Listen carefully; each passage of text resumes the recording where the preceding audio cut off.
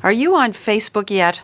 The site is up to 60 million users so far, with a projection of 200 million by the end of the year. If you're not on Facebook, here's how it works. You set up a profile page with details about yourself, and then decide who gets to see it. Friends use their pages to share personal news, exchange photos, team up on political causes, or just play long-distance Scrabble. It can be a useful tool or an addictive waste of time. Mark Zuckerberg started as this nerdy, hoodie-wearing Harvard dropout who just wanted to connect with the world. He wasn't your typical CEO. He wasn't as flashy as Elon Musk, and he didn't have the Steve Jobs cool factor. But Mark Zuckerberg had something else. He had an idea that would change how people communicated forever. And no, that idea wasn't Instagram. That idea was Facebook. I think sometimes people forget that Mark Zuckerberg also owns Facebook. At first, it was all about fun. It was all about reconnecting with old friends, poking your crush, and updating your status with cryptic song lyrics. But over time, Facebook, which is now known as Meta, it became something much bigger and much darker. Today, Instagram and Facebook, they're accused of spreading misinformation, amplifying right-wing voices, and even enabling hate speech. But how did we get here? How did the man who once preached openness and progressiveness suddenly start aligning himself with conservative power? And why does the head of Instagram, Adam Mosseri, look like he was being forced to smile at gunpoint when he announced the new change that Instagram had introduced? Let's go back to where it all started from. Let's go back to the beginning. But before we go on, let me introduce myself. Hi guys, my name is Joel, and on this channel I just speak about whatever I want to speak about, whether they're viral or not. I just bring my perspectives, my thoughts, my thinking. I create a video essay and we just sit down and just chat away in the comment section while we learn one or two things from me and from you. And that being said, if you want to see me next week or tomorrow, because I post twice a week, Saturdays and Sundays, so if you want to see me next week or tomorrow, kindly like, subscribe and share this video. And if this video is posted on Sunday and you still want to see me and you cannot wait till next weekend, I have over 100 videos for you guys to feed your eyes on. Okay, so that being said, let's get straight into the word for today because we have a lot to talk about today. So the word for today says daily reminder. In the garden of adversity, find strength in the resilience of your spirit. Daily reminder. In the garden of adversity, find strength in the resilience of your spirit. This is so awkward because literally that is what today is about. Literally. In case you don't know, my daily reminders come from my journal and they're not planned. I just open it during the time I want to say the word for today and I just read it out. So this is my journal. It's a manifesto vision journal and it's a complete guide to journaling. It has literally everything you need for journaling. Number one, why I love this journal is because it's not dated. So it does not give you the pressure to journal because most journals, they have dates like Monday the 1st or whatever. And when I used to have journals like that, it used to make me feel guilty for not journaling on days or for skipping journaling days. But my journal does not have dates on this journal, so it does not give you the pressure to journal. In my journal, you have law of attraction, and this you have 5 subsections like gratitude, release, manifestation, affirmation, and scripting. And this may be filled daily. We also have the brain dump section, and this is where, like, for example, throughout the day, you just have like so many thoughts going on in your head, repeated things that you're thinking about, and you just journal it, you just jot it down at the end. And then we have the shadow work prompt, which the shadow work prompts here are 100% original. There's dream journaling. If you have a bad dream or a lucid dream, my journal has a way you can document that, and also weekly reflection. So at the end of the week, like either it's Saturday or Sunday, like me, my end of the week is Sunday. But if it's a Saturday or Sunday and you just want to reflect how the week was doing or how the week went and the habit you want to stop, the habit you want to continue, they're all there in my journal. And again, my journal has literally everything you need for journaling. It's the best in the market. Honestly, for someone who's been journaling, I've been looking for a journal like mine, couldn't find it. Decided to create one and I've decided to share it with the world. So yeah, so that being said, if you want to purchase my journal, the link is in my about section and it's in my description box. So you can click the link to purchase my journal and please leave a review on Amazon. Oh my god, like when I check my KDP and I see that people have purchased my journal, I'm like, can you please leave a review on Amazon? Please. So please, if you've purchased my journal, kindly leave a review on Amazon. Thank you so much so that other people can be willing to purchase it. Okay? Thank you so much. So that being said, let's get straight into the video.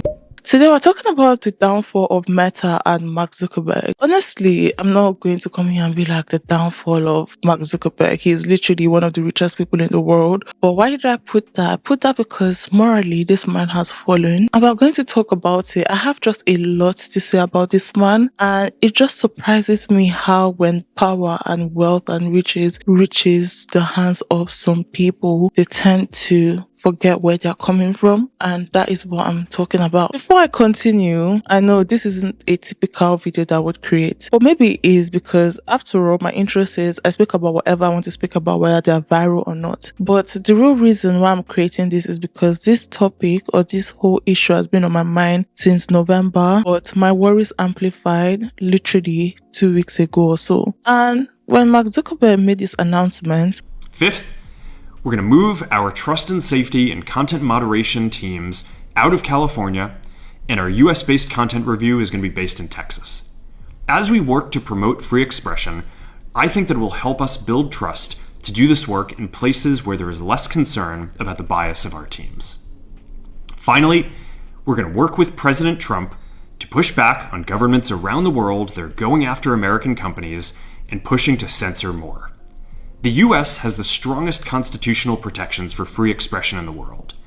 Europe has an ever-increasing number of laws institutionalizing censorship and making it difficult to build anything innovative there. Latin American countries have secret courts that can order companies to quietly take things down. China has censored our apps from even working in the country. The only way that we can push back on this global trend is with the support of the US government. And that's why it's been so difficult over the past 4 years when even the US government has pushed for censorship. By going after us and other American companies, it has emboldened other governments to go even further. But now we have the opportunity to restore free expression, and I am excited to take it. It'll take time to get this right, and these are complex systems. They're never going to be perfect. There's also a lot of illegal stuff that we still need to work very hard to remove. But the bottom line is that after years of having our content moderation work focus primarily on removing content, it is time to focus on reducing mistakes, simplifying our systems, and getting back to our roots about giving people voice. I'm looking forward to this next chapter. Stay good out there, and more to come soon.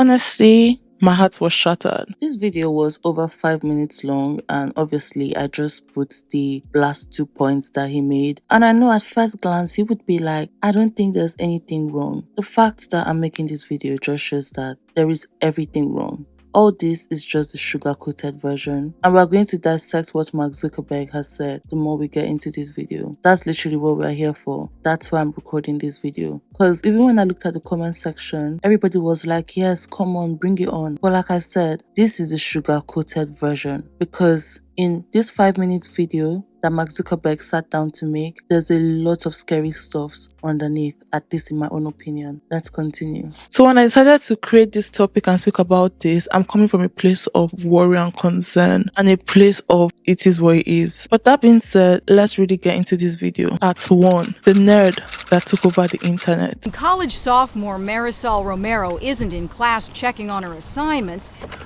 She's online checking out her classmates. You see someone that you might recognize, you click on them, and then you see that they're friends with someone else, and you share all these common interests. And then you check the time, and it's 4 hours later, and you have no idea how you got there. On college campuses, it's called the Facebook trance. To everyone else, it's spending too much time in front of your computer, glued to a website called thefacebook.com. Consider the site the 21st century version of the old paper-bound yearbook. Now, millions of students use thefacebook.com to list not only their pictures and hobbies, but as a virtual community, connecting with other students who share their classes, their political affiliations, or a mutual attraction. Mark Zuckerberg was born on May 14th, 1984 in White Plains, New York. He was born into a family of professionals. His father, Edward Zuckerberg, was a dentist, and his mom, Karen Kempner, was a psychiatrist. He was raised in a comfortable middle-class home, but from an early age, it was very clear that Mark Zuckerberg was different. He wasn't the typical kid who you would find playing soccer or sports or hanging out with the popular crowd. Instead, Mark was a classic gifted child. He was socially awkward, yes, which I think is still socially awkward till now, but he was undeniably brilliant, particularly when it came to computers. Instead, he was learning how to build things with it. By the time he was in high school, Mark Zuckerberg was already creating his own software programs. He experimented with coding in a way that was far beyond the way his peers did, and his parents, they recognized his natural ability and they hired a private tutor to help him with his computer skills because the school curriculum couldn't just keep up with how brilliant he was. The one thing I will say about my childhood, though, is that both my parents are doctors, and I think it would have been very easy for them to encourage their children to go into medicine. Mark, he was always talented at a lot of things. I think he really developed a passion for computers and for writing code really early on. He always was building games and building little things and testing things out. So you could definitely tell really early on that he was definitely going to be some kind of a creative, inventing genius. While other teens were out socializing or going to parties, Mark Zuckerberg, he was busy building software for fun. He would work late into the night, he would teach himself new techniques, he would push the limits of what he would create. And he wasn't just a tech enthusiast. He was a young prodigy. So when Mark Zuckerberg entered Harvard University in 2002, he found himself in a world of privilege and ambition. Harvard, with its elite student body, was a place where social status and connections mattered. It was a place where people tried to make a name for themselves, often through networking, parties, and other social events. But one thing about Mark, he wasn't interested in that world. He wasn't looking for recognition or validation from his classmates. Instead, Mark wanted to build something of his own. He wanted to build something that could truly change the way that people interacted with each other. And that was when the idea of Facebook was born. At first, Facebook was just this small project. It was a simple website just for Harvard students to connect with each other. It wasn't anything groundbreaking. It was just a digital yearbook of sorts. It was a place that people would just come, post pictures, and just share bits of information. But almost immediately, the platform gained traction. It wasn't long before other universities wanted in, and soon, Facebook spread across campuses all over the country. Now we're up to 575 or so schools, expanding at about 65 schools a week for the rest of the school year. For you parents who are tempted to log on, forget it. It's accessible only to people connecting from a college email account. And if you're worried that socializing on a computer is replacing actual human contact, observers say, don't. What started as a way for students to get in touch with each other very quickly just turned into something that was much bigger than Mark Zuckerberg ever anticipated. Facebook became a platform that could then connect anyone, anywhere. And by 2006, Facebook had evolved into a powerful force, evolved into something that nobody had anticipated. Mark Zuckerberg, at the age of just 24 years old, was suddenly a billionaire. It was a dream come true, but as Facebook grew, so did the challenges. Good afternoon, Facebook. How may I help you? Facebook headquarters in downtown Palo Alto looks like a dorm room. The 400 employees who get free food and laundry show up late, stay late, and party really late. Zuckerberg, who's made the cover of Newsweek and is reportedly worth $3 billion, sits at a desk like the other software engineers writing computer code. Have you changed your lifestyle? You don't look like you're buying really expensive clothes. No, I'm not buying really expensive clothes.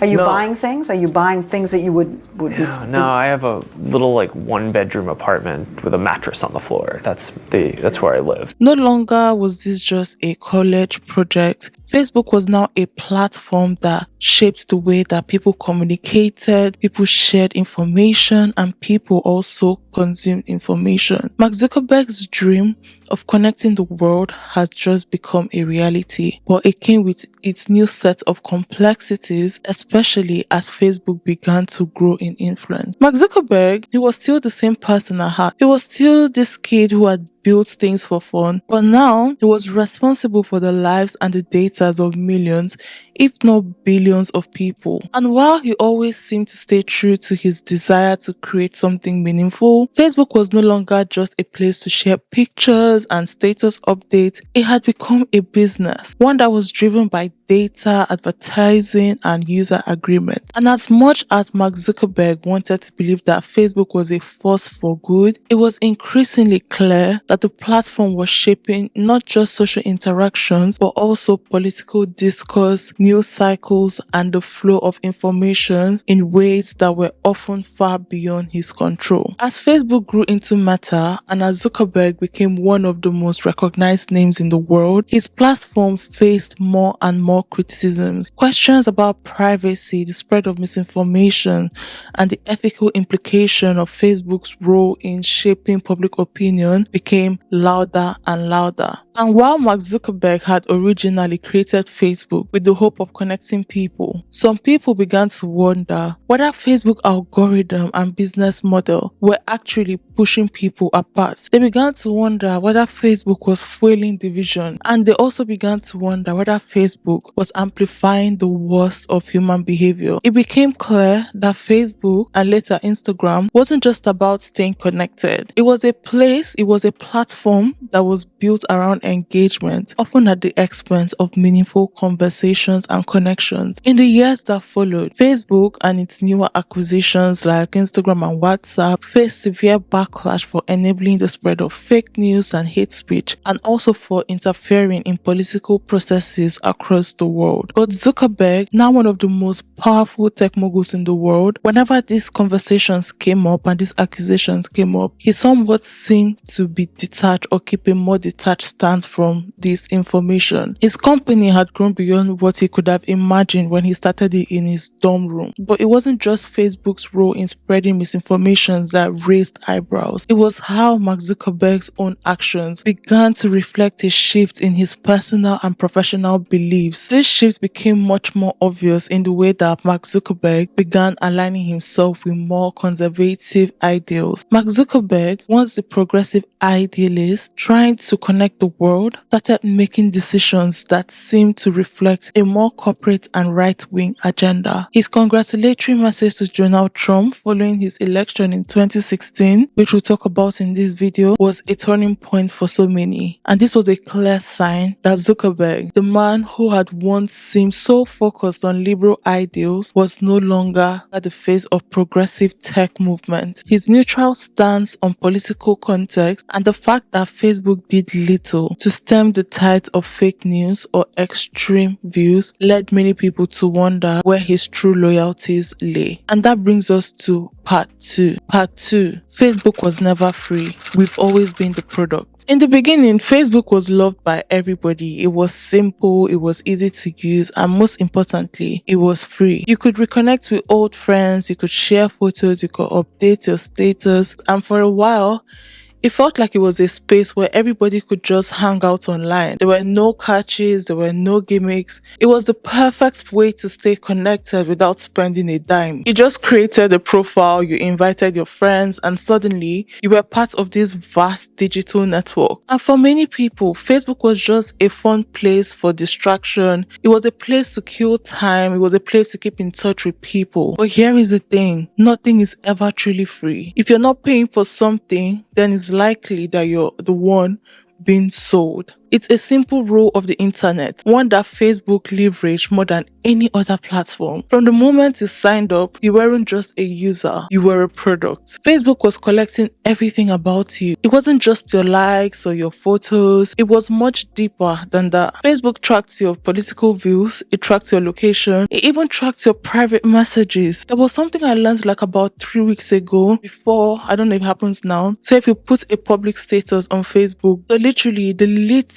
globe that will show where public is, if you look deeper, it was the continent where you were in. And nobody knew that. But Facebook allegedly did everything to get your information. But us at the other end of the line, we didn't even know that Facebook was doing all this. We were just enjoying what Facebook was. It knew what you were interested in, what you clicked on, and through its apps, even what you said when you weren't actively using the platform, thanks to the microphone on our phones. I think this is the best time to say that all of this is alleged. Please, Mark Zuckerberg, you're a billion times richer than me. All this is alleged, and most of this is my opinion. Do your own research and come to your own conclusion. I don't know these people. I'm just reporting what I see and what I have researched on. But let's continue. It was everywhere. It was listening. It was gathering. It was absorbing as much data as possible, all in the name of creating a more personalized experience for you. But that information didn't stay locked inside Facebook servers. Oh no, it didn't, because Facebook wasn't just hoarding your data to make sure that its platform was better than how it was when it started. It had a much more lucrative plan. It sold that data to advertisers, to corporations, and even to political campaigns. And in return, they paid big money to get their hands on the insights that Facebook had carefully curated about each of its users. They knew who you were,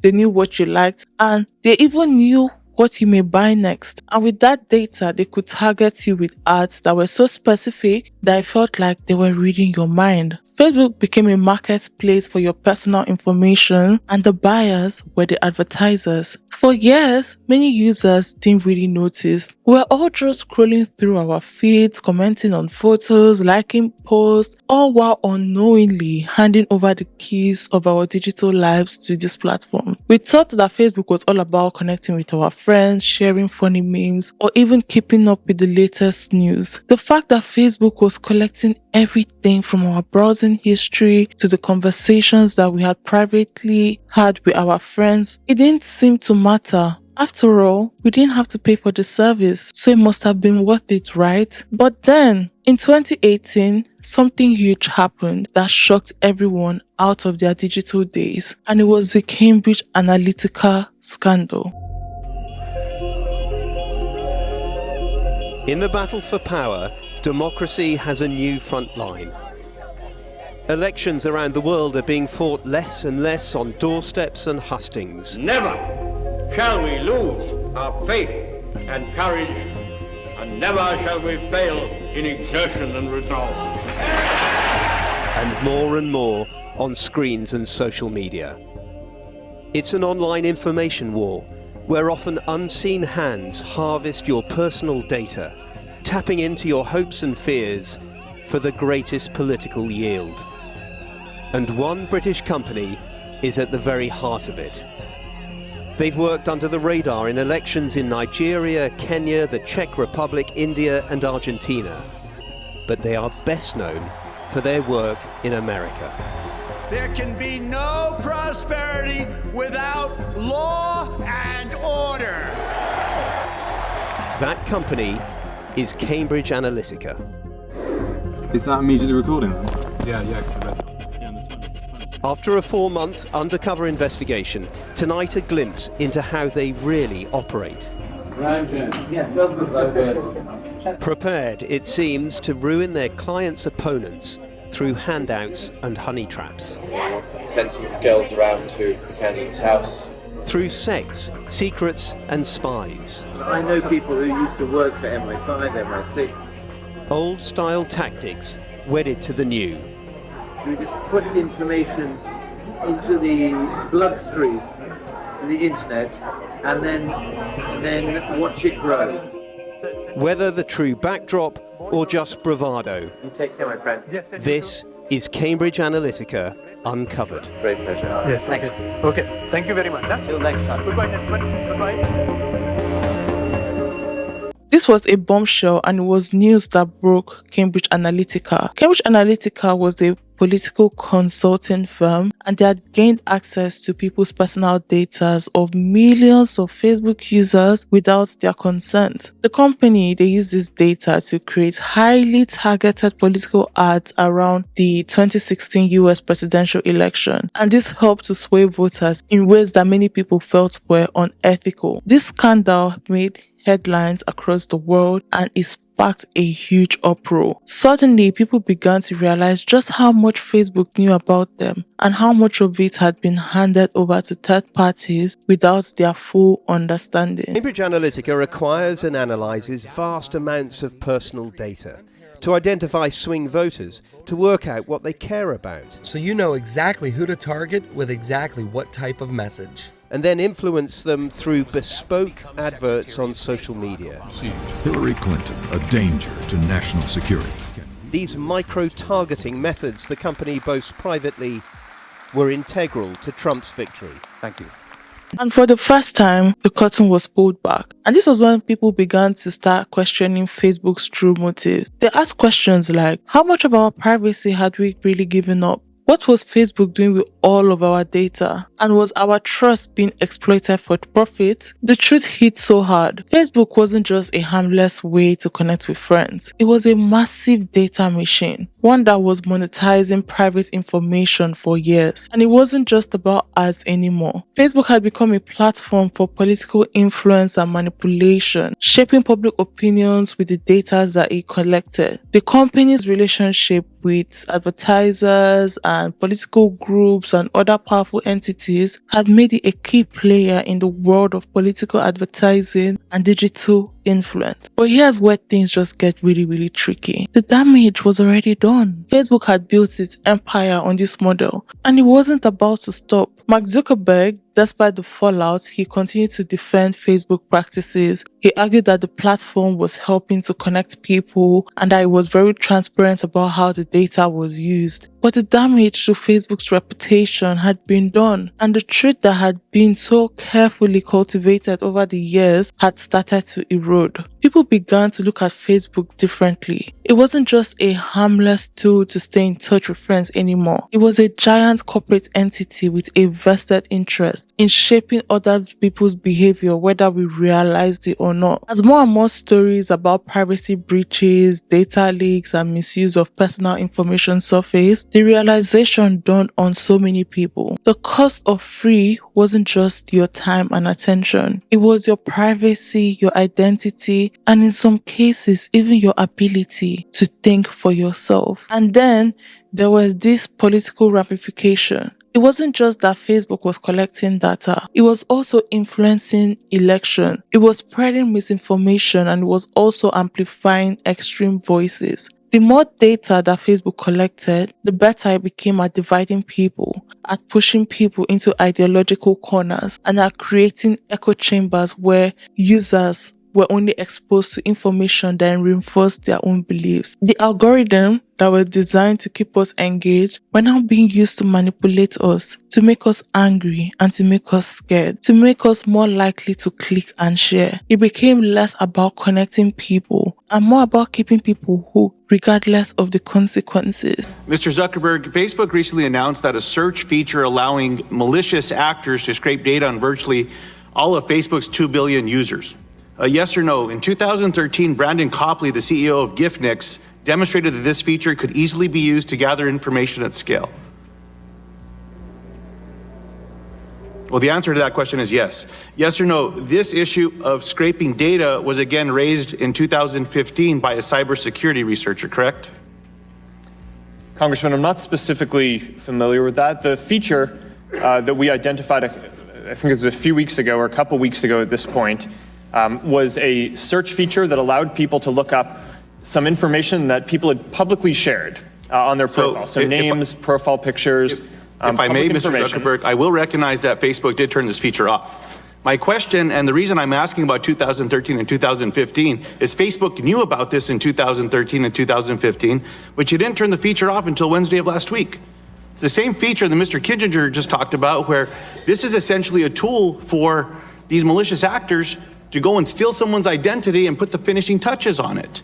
So again, one of your mentors, Roger McNamee, recently said your business is based on trust and you're losing trust. This is a trust question. Why did it take so long, especially when we're talking about some of the other pieces that we get to the bottom of? Your failure to act on this issue has made billions of people potentially vulnerable to identity theft and other types of harm from malicious actors. So on to another subject. Facebook has detailed profiles on people who have never signed up for Facebook, yes or no? Congressman, in general, we collect data of people who have not signed up for Facebook for security purposes to prevent the kind of scraping that you were just referring to. So these are called shadow profiles? Is that what they've been referred to by some? Congressman, I'm not familiar with that. I'll refer to them as shadow profiles for today's hearing. On average, how many data points does Facebook have on each Facebook user? I do not know off the top of my head. So the average for non-Facebook platforms is 1,500. It's been reported that Facebook has as many as 29,000 data points for an average Facebook user. Do you know how many points of data that Facebook has on the average non-Facebook user? Congressman, I do not off the top of my head, but I can have our team get back to you afterwards. I appreciate that. In the years since the Cambridge Analytica scandal happened, Facebook, they've now rebranded as Meta. And even though they've rebranded as Meta, they have continued to face criticism. Their rebranding as Meta just reminds me of celebrities when they've been involved in one scandal or the other, they decide to switch to religion. They become extreme Christians or extreme Muslims. So Facebook took that route. But instead, they changed their name from Facebook to Meta. And while Zuckerberg and his team had implemented some changes to respond to the scandal, many still feel that the company still hasn't done enough to protect users' data or to curb the spread of harmful content. And let's not forget the growing concerns over Instagram and WhatsApp. These platforms, they are also under Meta's umbrella. They too, they have come under intense scrutiny for their role in spreading misinformation, promoting unhealthy beauty standards, and allowing toxic content to flourish. Thank you, and I hope, dear colleagues, that Mark Zuckerberg is actually listening to the debate so that he will understand that we're not letting him off the hook and that we're not happy with just some minor tweaks to the privacy settings of Facebook. Because the Facebook Cambridge Analytica scandal is not simply a privacy scandal, it's a political scandal, and it's really putting a threat to our democracies. Facebook is illegally allowing some people to use user data for manipulating voters with psychological profiling, with fake news and with an advertising profiling that makes it totally impossible to understand who is actually seeing what, the so-called dark ads. And the consequences are dramatic. This can even lead to voter manipulation, and there is a lot of evidence that shows that this is exactly what happened.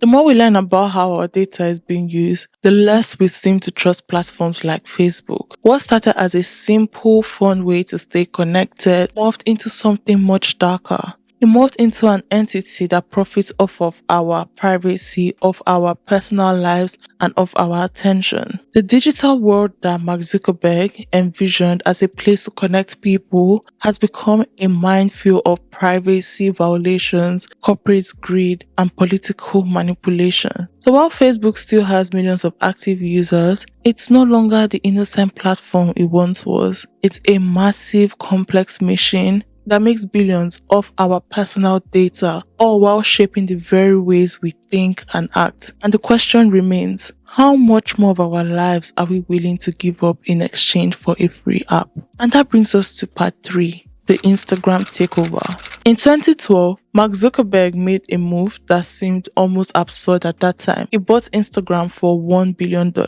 And at that time, this sounded very crazy, and that was because Instagram was just this tiny app. In 18 months, they had amassed 30 million for users at that time. Most people, they couldn't understand why Mark Zuckerberg would spend so much money on what seemed like a simple photo sharing platform. It didn't have the massive user base of Facebook, nor was it a groundbreaking tech product. But Mark Zuckerberg, as always, he had a vision. He just saw the future, and the future was Instagram. I'm not gonna lie, before Mark Zuckerberg actually even came to propose to Instagram that he wanted to buy Instagram, Twitter too, they were in talks with Instagram because they wanted to buy Instagram. And while I can sit down here and be like, I wish Twitter was the one who bought Instagram. Now we know that Elon Musk bought Twitter. So imagine if Elon Musk bought Twitter and he also had Instagram. Imagine Elon Musk having Instagram. The world is really, really doomed. Now let's go back to Mark Zuckerberg and Instagram. So when Mark Zuckerberg purchased Instagram for $1 billion, so many people thought he was doing the wrong thing. They thought he was making a very poor financial decision. But Mark Zuckerberg didn't say it that way. He knew something that many people didn't. He knew that Instagram was where the younger generation were flocking to. It was cool, it was fresh, and it was growing very quickly.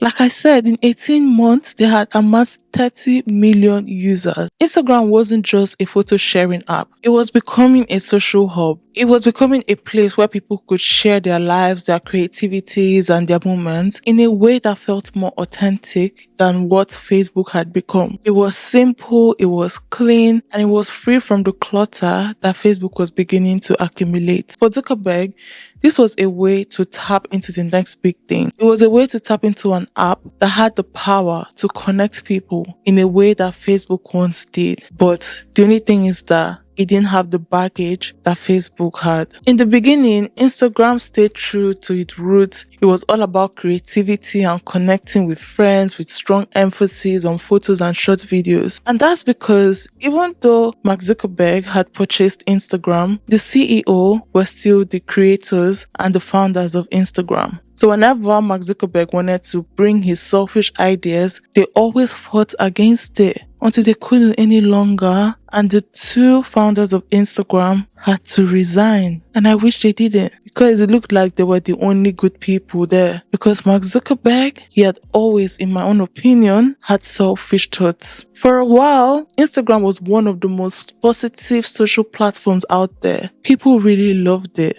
I loved Instagram. I've been on Instagram since 2014, 2015. People loved Instagram. Instagram wasn't all about politics. It wasn't about drama. It was about beautiful moments, self-expression. It felt like a digital playground, a place where you could be yourself, a place where you could share little bits of your lives with the world. I mean, when the original founders of Instagram created Instagram, they even put it, they said, don't bring your flashy lives to Instagram because people were going to feel sad. Instead, treat Instagram like a place where you could be relatable. But Mark Zuckerberg had other plans. The app was almost like a breath of fresh air in a space that was increasingly dominated by ads, fake news, and political tension. And again, the founders of Instagram, not Mark Zuckerberg, the real founders of Instagram, they actually didn't want just any ads to play. They were very, very specific and particular about the types of ads they wanted to play on Instagram. I mean, even when Instagram was created, let me tell you guys that the founders of Instagram, they were not making money off of Instagram. Instead, they were making money off of the investors that invested into Instagram, because they had their own vision, and their own vision was not selfish. But when they had sold it to Mark Zuckerberg, I cannot help but wonder that they instantly regretted their decision. And I wish they hadn't sold it to Mark Zuckerberg. But at that time, Facebook was the bigger platform, and Instagram just kept crashing and crashing and crashing so bad that Mark Zuckerberg, when he made them the offer, especially for $1 billion,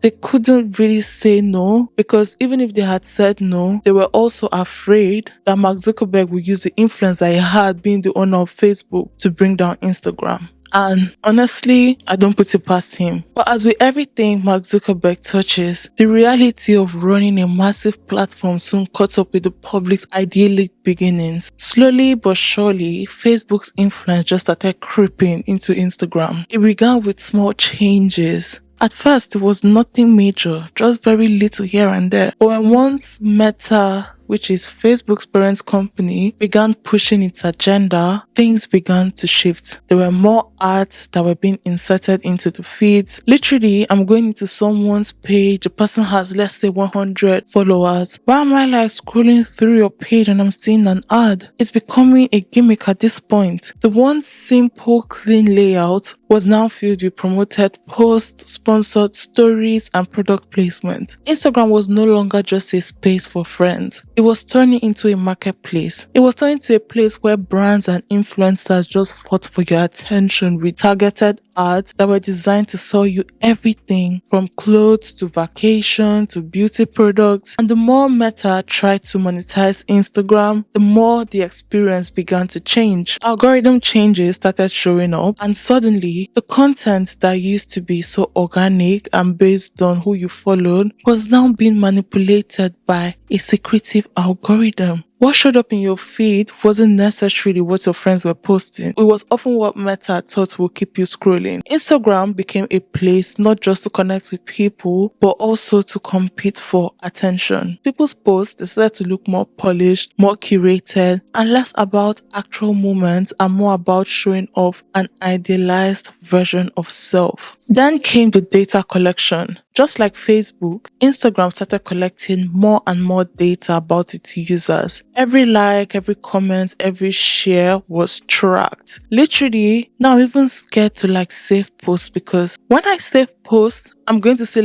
10 of them when I keep scrolling. It's just gotten to the point of irritation. The platform knew exactly what you were interested in and used that information to tailor everything. I'm talking from ads to content suggestion, and this was tailored directly to your preferences. You were no longer just using Instagram to share your life. You were now the product. Your every click, your every view, your every action was being used to feed the algorithm and generate more revenue for Meta. But the changes didn't stop there. Slowly, Instagram began to include censorship. There were posts that didn't align with certain guidelines, so they were flagged for misinformation, or they were removed, or they were hidden. And the platform that was once an open space for self-expression started enforcing stricter rules about what you could and what you couldn't post. This change just felt like a betrayal for so many users who once loved the app for its free-spirited vibe. What had started as a platform of creativity and personal expression was beginning to feel like another corporate control tool, and these tools were dictated by algorithm and corporate interest. By 2024, Instagram felt like a shadow of what it used to be. It wasn't about sharing your moments or discovering new people or seeing interesting photos anymore. Now, do you even see photos? No, you don't see photos now. Instagram is now about pushing Meta's agenda, the agenda of a giant tech corporation that controlled everything from your feed to the data that you were given without even realizing it. The platform had become so focused on monetization and engagement that it lost its original soul. It wasn't a space for friends anymore. It was a space for Meta to grow its business, and everyone felt it. The vibe had shifted. Instagram, once an app where you could post a goofy photo or share a beautiful sunset, now felt like another cog in the wheel of Meta's corporate empire. And then recently, there was a shift that took a lot of people by surprise, especially me. Instagram, along with Facebook, had started to shift its stance politically. It wasn't just about selling products anymore. It was about aligning with a specific political and ideological agenda. Over time, the platform started to feel like it was catering more to the views of the right wing. The changes, they were subtle at first. Perhaps it was more the conservative voices that were starting to gain more attention, or the fact that the content were being promoted by an algorithm that seemed to favor a certain narrative. But as the years went on, it became harder to ignore. Meta's support for conservative movements, political figures, and the narrative became more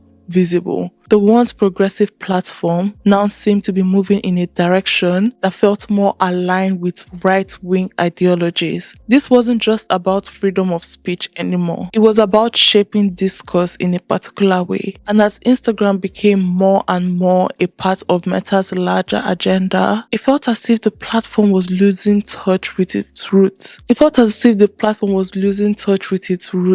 had started as a free-spirited creative space for young people to share photos had slowly turned into a platform driven by corporate interests and a political agenda. Instagram, once the darling of social media, had lost its innocence. It wasn't just a place for creativity anymore. It was now a battleground for influence, profit, and power. And yet, Instagram still has millions of active users, and I'm one of them. But for so many, it's very hard to shake the feeling that the app that was once loved is no longer longer the same. The fun and the freedom that made Instagram what it was has been replaced with ads, algorithm, and political power plays. The once pure platform now feels like another cog in the massive meta machine. And the question remains, what happened to the Instagram we all used to know? And that leads us to part 4, the political flip from woke to right wing. For most of Facebook's early years, Mark Zuckerberg was the face of the liberal tech entrepreneur. He was someone who seemed aligned with progressive values. He was a strong advocate for immigration. He supported the idea that the United States should be a welcoming place for people from all backgrounds. Mark Zuckerberg also championed diversity in tech, even launching initiatives to bring women and people of color into the tech industry, which at the time was overwhelmingly white and male. And on top of that, Mark Zuckerberg was very vocal about supporting the LGBTQ right. He made a point of celebrating Pride Month on Facebook, and during his speeches, he often touted the company's commitment to building a platform that was open, inclusive, and free from discrimination. But something changed. It wasn't immediate, because for years, Mark Zuckerberg seemed to represent that Silicon Valley ethos that was tech for good, and it was a platform that was connecting people across the globe in ways that was almost utopian. He seemed like the embodiment of a young CEO who cared about people who wanted to make the world a better place. However, in 2016, something happened that would change the trajectory of Zuckerberg's career and the political direction of Facebook. In 2016, Donald Trump won the presidency. The political world was so in shock, especially in Silicon Valley, which was mostly populated by liberals who couldn't fathom how a man like Trump could rise to such power. Silicon Valley CEOs, they were outspoken in their outrage, with many people condemning the outcome that the election had. They voiced their concerns about the divisiveness of Trump's rhetoric, the misinformation that had been circulating on platforms like Facebook, and the way his campaign was used in social media to rally support. But Mark Zuckerberg's reaction was different. Rather than joining in the widespread dismay, he congratulated Trump. And according to a BuzzFeed article that I read, he congratulated Trump in secret. And this was a secret till 2 years after, in 2018. Allegedly, this campaign spent millions of dollars on advertisements with Facebook. And for many people, that movement was a red flag. It wasn't just about congratulating a political opponent. It was about the way Mark Zuckerberg seemed to endorse the outcome, as though his business wasn't as concerned with the political implication of a Trump presidency as it was with the potentials for growth and profit. What followed over the next few years just seemed to confirm this suspicion, because as Facebook continued to grow into a global powerhouse, it also began to take a more neutral stance on political content. The real shift came when Facebook's parent company, Meta, made a monumental decision. Mark Zuckerberg came and said he was going to move its operations to Texas. It wasn't just about a change of scenery. It was a sign that Mark Zuckerberg's company was distancing itself from the liberal heart of Silicon Valley. Not only Silicon Valley, but the fact that that area is just progressive. So it was distancing itself from the progressive leanings of Silicon Valleys and moving to Texas. And what do we know about Texas? Texas is a state with a deeply conservative political climate. And this was a strange choice for a tech company that had prided itself into being progressive, because for so many people, it was a clear signal that Meta was aligning itself more with conservative values and distancing itself from the increasingly liberal leanings of the California's tech industry. The move to Texas wasn't just relocation of offices. It felt more like a symbolic shift in the company's political identity. The decision to make such a significant move to a state that is known for its conservative views wasn't taken lightly. Many people saw it as a statement that Meta wasn't just responding to the growing influence of right-wing ideologies online, but it was actively embracing them. The company wasn't just a platform for communication anymore. It was becoming a platform for a particular political agenda. And as Meta embraced more right-wing voices and content, the contradictions became harder to ignore. On one hand, Mark Zuckerberg continued to present himself as a champion for free expression, but on the other hand, his company seemed to be giving more room for extremism and misinformation to run rampant. The very thing that Facebook was accused of enabling, the spread of fake news and the dangerous rhetoric, is what is now being allowed to flourish in ways that made it clear that the platform was no longer committed to the same ideals of openness and inclusivity that it once championed. What happened to the CEO who stood for diversity, who stood for inclusion, who stood for the rights of the LGBTQ plus community? What happened to that man? It seemed that Mark Zuckerberg, as his company grew, so did his alignment with the powerful conservative forces that were reshaping politics in America. And in doing so, he changed the very nature of Facebook and he turned it into a tool for global connection, into a platform for global division. So let's get into part 5. Part 5.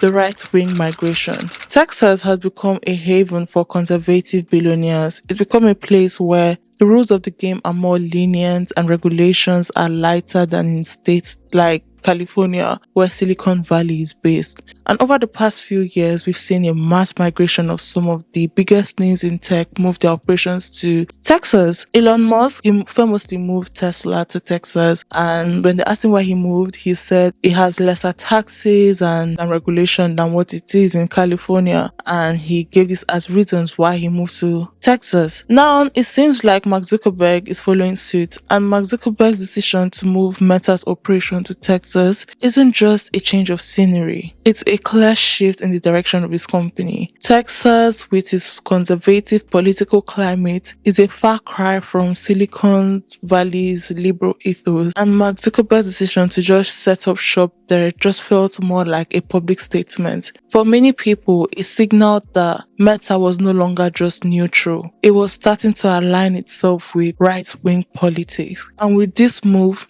Meta just seems to lean further into politics that cater to more conservative ideologies. Content moderation, which had already been a point of contention on the platform, was weakened. In a move that alarmed so many people, Facebook and Instagram made it easier for hate speech to spread. Where there was once stricter rules around harmful content, those boundaries, they've begun to blur. Platforms that were once held accountable for the kind of rhetoric that spread on them began to feel less concerned about moderating offensive content. One of the most troubling changes, however, was when Meta decided to remove the third-party fact-checking from Facebook and Instagram. For years, independent fact-checkers helped curb the spread of misinformation, conspiracy theories, and hate speech. But when Meta removed the crucial layer of oversight, it has opened the floodgate for dangerous content to spread unchecked. Misinformation, particularly around politics and public health, they will soon begin to flood people's feeds once again. And this isn't just harmless rumors. It was content that directly influenced elections, stoked divisions, and in some cases, led to violence. Perhaps one of the most shocking consequences of this shift is how the anti-LGBTQ plus rhetoric is going to take center stage on Meta's platform, and the rules around the moderation has weakened. So now transgender identities, they become a subject of violent and harmful content. In a move that feels more like a direct attack on the trans community, Meta has begun allowing content that label transgender people's identity as a mental illness. Yo, this is where my heart breaks because I thought we were fighting for equality, but apparently Meta has removed its DEI regulations too, which we'll speak about later in this video. This is what is very heartbreaking because, in case you don't know, I'm part of the LGBTQ plus community, and it just hurts me every time when people hurt us. It hurts me when people hurt us because all we are just doing is just living our lives. Like, all we are doing is living our lives, trying to be happy, but people just find a fault in what we do, in how we live our lives, literally. And this decision was a big blow to me, and I'm sure to the LGBTQ plus community. I'm not gonna lie, I once looked at Mark Zuckerberg as a tech leader who supported equality and progress. And seeing this, if I say my heart is not shattered, I would be lying. In the early days, Mark Zuckerberg's reputation, they were always tied to openness, they were tied to inclusivity, they were tied to connecting people from all walks of life. But as Meta's influence grew and as the company began to lean further right, many people began to question where Mark Zuckerberg's value really lay. What happened to the CEO who championed LGBTQ rights and diversity? What happened to the man who promised to build a platform for global connection? It seems like Meta is more focused on profit, political influence, and catering to a conservative agenda than it was about fostering healthy, respectful conversations online. I think that the American technology industry is a bright spot in the American economy. I think it's a strategic advantage for the United States that we have a lot of the strongest companies in the world. And I think it should be part of the U.S.'s strategy going forward to defend that. And it's one of the things that I'm optimistic about with President Trump is I think he just wants America to win. Of course, all of these moves come just months after Donald Trump threatened Mark Zuckerberg with life in prison if he didn't change the company in ways that appease Trump. And now, after Trump wins election, we are seeing Zuckerberg make a series of moves seemingly with Trump in mind. Jessica. Indeed. Steve Contorno, thanks so much. And our panel is back. Brian, start with you because you were talking about this in the last segment. How do you read these policy changes? Zuckerberg wants to get off Trump's enemies list, and he wants to stay off Trump's enemies list. That's the simple explanation. I think the slightly more complicated explanation that's also true is that Zuckerberg has long resented the pressure that he has felt to police misinformation and hate speech on the platform. He wants a hands-off approach, and now he feels the cultural winds have shifted, and he no longer has to try to stamp out lies on his platform. He can just let it all out there, and he can let the users police themselves. He wants, most importantly, I think here, he wants favorable treatment for Meta from the US government. He wants the FTC case against his company to go away. And I think everything he's doing should be viewed through that lens. This isn't just about a tech company moving to a different state. It's about the shift in values that come with it. It's about the way that Meta platforms are being used to shape political discourse, spread harmful misinformation, and create an environment where hate speech and harmful content are given free of charge. In the end, it feels like Mark Zuckerberg's initial vision of a connected, inclusive world is being overshadowed by the influence of right-wing politics and corporate interest. And that brings us to part 6. Is Instagram falling apart? Adam Mosseri, the head of Instagram, he's supposed to be the face of the app. I'm not gonna lie, I love that guy. I like him. He's a guy who's there to guide users through new updates, share exciting new features, and keep everybody engaged. But lately, when Adam Mosseri steps in front of the camera to announce something new, he doesn't exactly look enthusiastic. He doesn't look like this proud leader of one of the most popular platforms. Instead, he looks miserable. He looks sad. Seriously, if you've been seeing him during this announcement, it's just so hard not to notice. Even the comment section, they point it out. His body language just says it all. He's just sitting there, first smile, barely hanging on. He's looking like he's being held hostage. His eyes, they don't light up with excitement like you normally see, especially when it comes from someone that is announcing major changes to the platform that they run. It's almost like he's reading from a script that he doesn't believe in, or worse, like he knows the changes are going to upset the very users that have once loved Instagram for years. And to be honest, that might be exactly the case, because Adam Mosseri's uncomfortable demeanor, it speaks volume. He's been asked to present Instagram as something that is no longer meant to be. Mark posted yesterday about a number of updates we're making across the Meta platforms focus on free speech. So I wanted to take some time today to explain what this means for you if you're a creator out there. Now, a quick recap. He posted about 5 major changes. The first was moving away from our third-party fact-checking program and moving towards a system of community notes. The second was tightening some of our policies around specific issues to allow more discourse around those issues. The third was focusing a lot on reducing over-enforcement of content moderation across all of our platforms. The fifth was reintroducing political and civic recommendations to allow politics to have as much space on our platforms as any other topic. And the fifth was moving some of our content policy and content moderation teams out of California into the state of Texas. Now, if you're a creator, the two that are probably relevant to you are the third and the fourth: over-enforcement and political content. Now, over-enforcement. Now, what this means more tangibly is we're going to be doing things like moving from proactively scanning for low-risk harms to waiting for reports for those harms. What was once a space for creativity, expression, and community has slowly morphed into a corporate machine. It's now a platform where business interest, political agenda, and profits just seems to outweigh the fun and social connection that Instagram was originally all about. It's almost as if Adam Mosseri, who has been with Instagram since its early days, is now caught between his own sense of what the platform could be and what it's becoming. He probably didn't sign up for this. He didn't come to Instagram to turn it into another arm of Meta's massive empire, pushing more engagement through algorithm that prioritizes art, political influence, and content that fuels division rather than unity. But now, it feels like Instagram is being forced into that mode, and Mosseri is the one that's stuck presenting it all to the world. Adam Mosseri, you can see that he's not happy with these changes, especially the last one that he mentioned. And Instagram's updates, they've increasingly become less fun,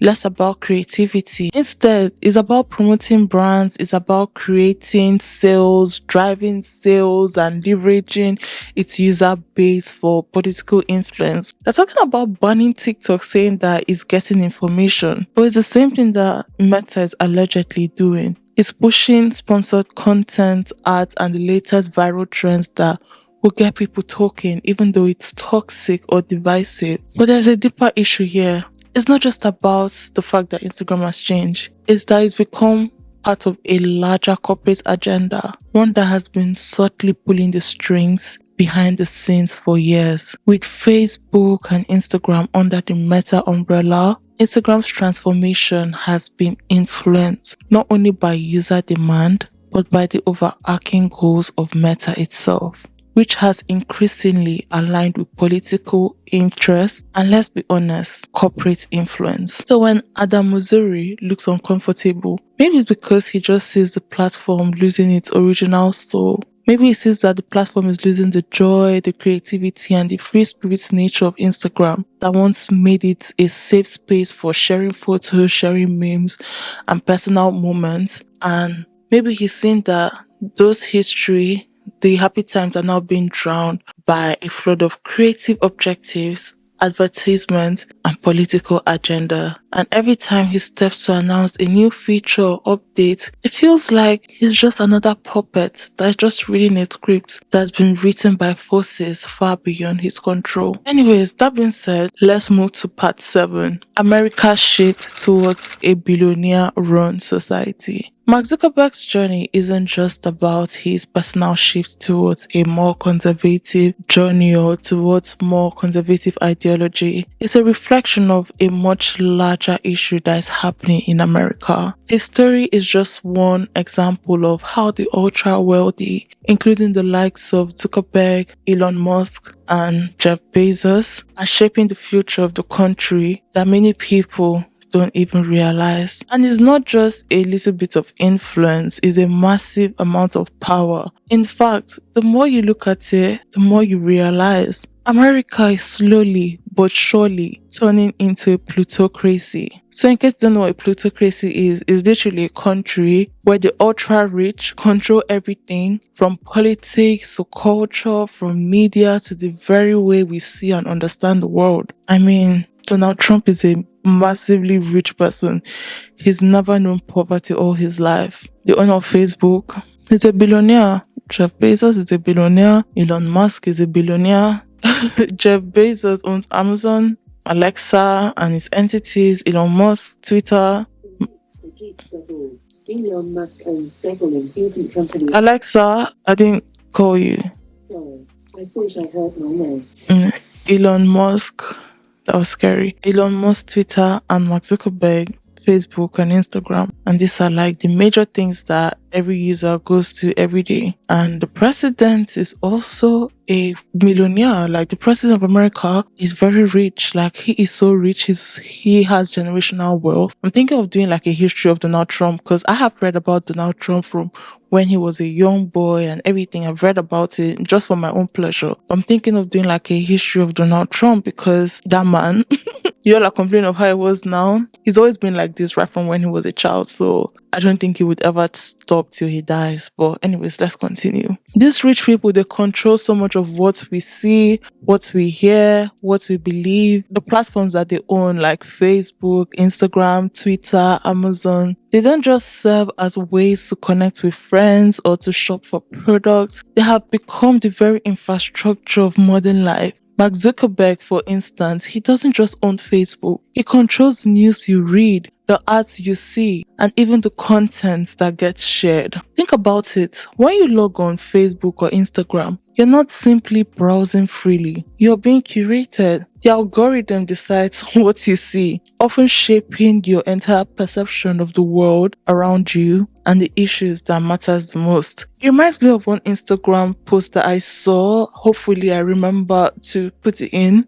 or hopefully I find it. So this girl, she saw a controversial post on, is it TikTok or Instagram? I can't remember. And when she checked the comments were showing empathy for the person in it. But when her boyfriend checked the comments, it was filled with misogynistic people. Literally, they know what they are doing. Mark Zuckerberg and other tech moguls, they hold more power than many of the world's governments. They can manipulate narratives, they can spread misinformation, and they can suppress certain voices with just the flip of a switch. Their platform has become breeding grounds for conspiracy theories, political division, and even hate speech. And the thing is, most of the time, the people who control these platforms, they don't have the answer to the public in the way that elected officials do. They're not accountable to voters, yet their decisions are affecting billions of people every day. So when Mark Zuckerberg makes a change to Facebook or Instagram, it's not just a minor tweak. It's a global decision. He decides what we will see in our feeds. He decides what's considered acceptable and what isn't, what's allowed to be discussed and what gets banned. Whether we're talking about political discussions, social issues, or public health, Mark Zuckerberg and his peers are the ones that are shaping the conversation. In my own opinion, don't come for me. And that kind of power, it's terrifying. It's terrifying because these decisions aren't made with the public's best interest in mind. They are made with profit and influence at the forefront. Mark Zuckerberg, Elon Musk, Jeff Bezos, they all have an interest in maintaining control over the platforms that they own. They want to ensure that their businesses continues to grow, continues to make money, and continues to shape the culture in ways that benefits just them. And when you've reached the level of wealth and influence that these men have, the public's well-being becomes very secondary. What you believe, what you care about, and even what's allowed to be talked about are being shaped by a few people who have far more power than anybody should. And it's not just happening on social media. These billionaires, they're branching out into everything. They're buying news outlets, they're influencing political campaigns, they're building vast networks of powers that stretches across industries. They have more money than some countries. They have more control over what people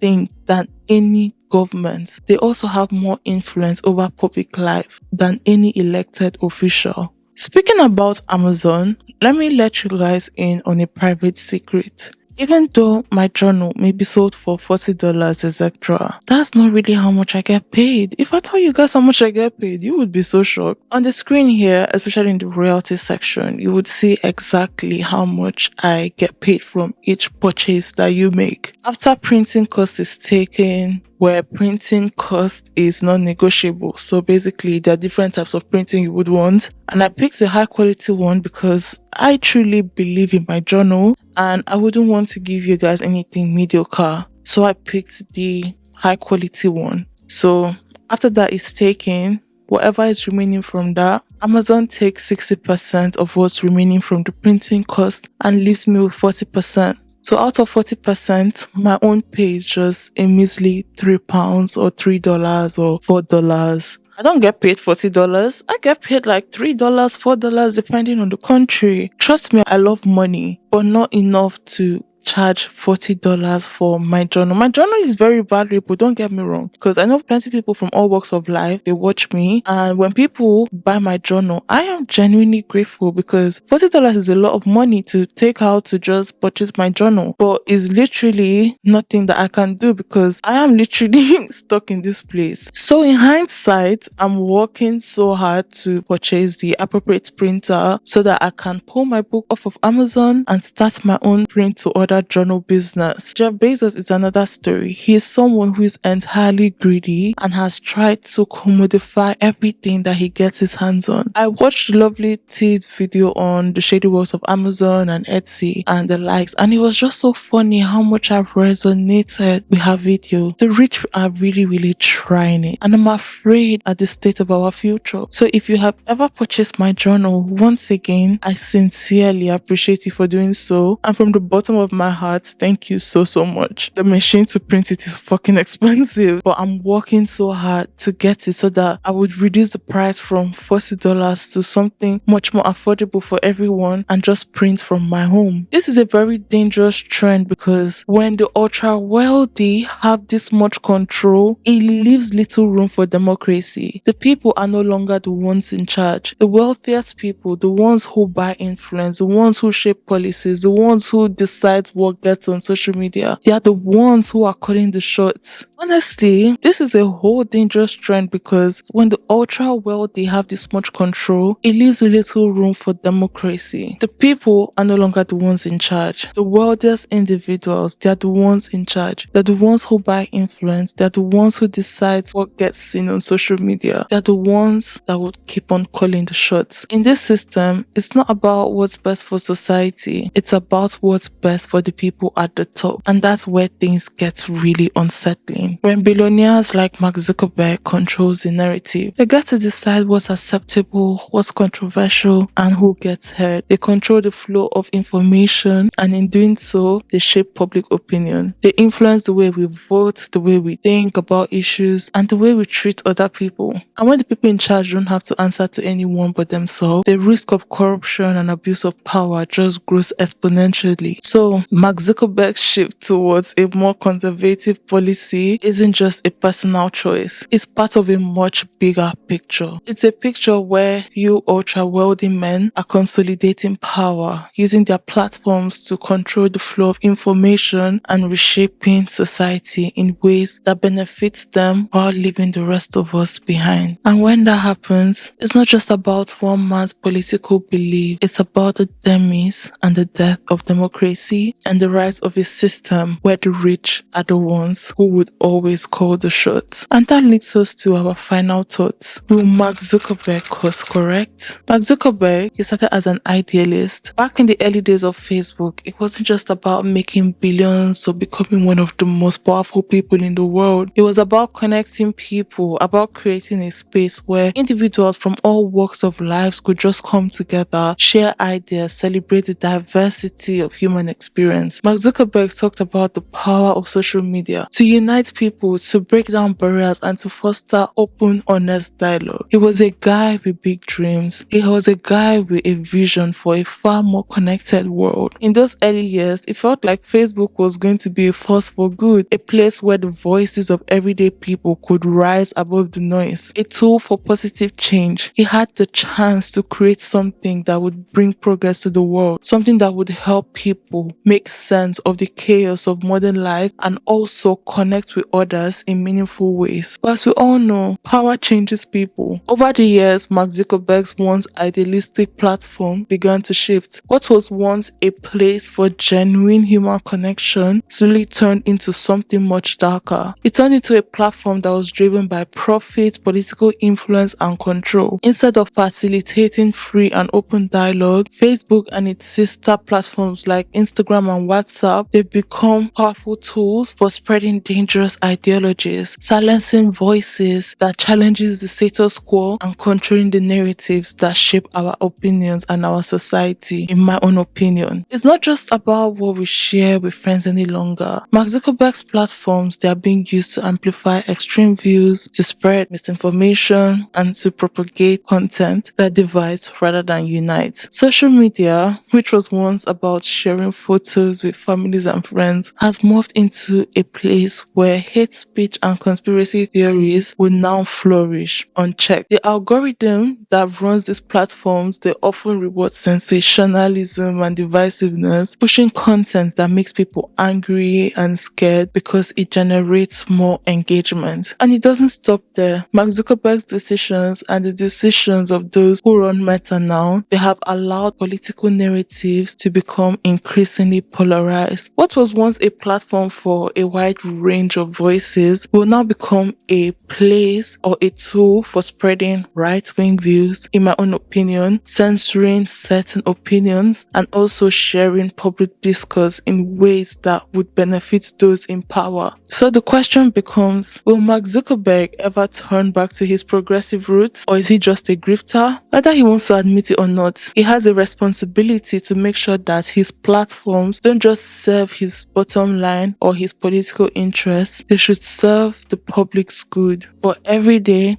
it becomes harder to see how his platform is serving the public in any meaningful way. And all I can say is protect yourself, protect content that you consume. If you say content you do not like, put suggest no more. Even though they still give it to you, everything just makes sense. I would be like, oh, I don't want to watch this content, and Instagram still suggests it to me. I'm very, very protective of what I consume. I have my favorite channels that I watch, and most of the times I'm researching for you guys to bring out videos for you guys, and I work for 40 hours. So I barely have time for myself, if I'm being very honest. So again, protect your content, protect what you see, because I'm afraid things are going to get worse than what it is already. Call me a prophetess or whatever, but like literally, since after recording this video, things literally have gotten worse. Like, it's gotten worse that I am so irritated and I have to literally think twice before I scroll through my Instagram profile or even go to my explore page on Instagram. I don't know if anybody is noticing this too. So basically yesterday on my Instagram story, I wrote that all the videos that I enjoy watching, they are gone. For example, my pet videos. I love watching pet videos a lot. Like, I barely see them on my timeline any longer.